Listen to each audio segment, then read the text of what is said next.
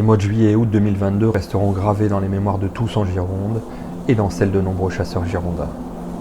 2 énormes incendies ont ravagé des milliers d'hectares et ont provoqué l'évacuation de plus de milliers de personnes. Des installations et des territoires de chasse ont disparu. Les superlatifs manquent pour décrire les violents incendies qui ont ravagé ainsi la Gironde dans la deuxième moitié du mois de juillet et les 15 premiers jours d'août.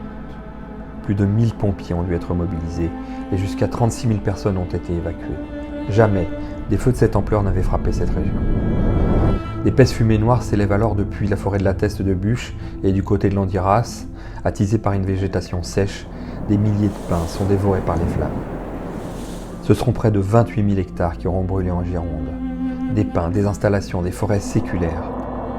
Des centaines de chasseurs, propriétaires forestiers, agriculteurs, bénévoles se joignent aux pompiers pour aider dans la guerre déclarée à cet incendie. Une solidarité incroyable se fait jour dans toute la population. Les chasseurs locaux, bien que très éprouvés par la perte de leur territoire et installation, se démènent sans compter, jour et nuit, pour apporter leur aide.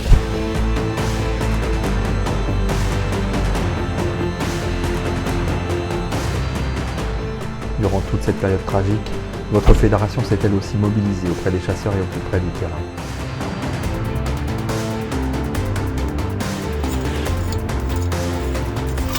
Des protocoles de suivi ont été lancés afin de faire un diagnostic et suivre les évolutions de la faune sauvage.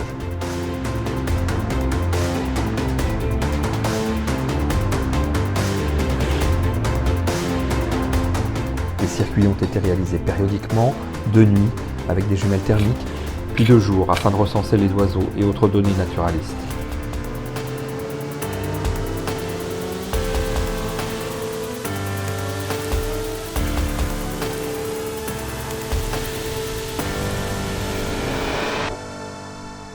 Dès que ce fut possible, des réunions avec les responsables de territoires de chasse ont été organisées pour connaître les attentes, identifier les besoins et annoncer une série de mesures. Le travail se poursuit, beaucoup reste à faire, mais après ces dramatiques événements, l'optimisme reste présent. En effet, l'automne et l'hiver arrivant, les paysages vont changer d'aspect pour être, souhaitons-le, de nouveau favorables à l'accueil de la faune sauvage.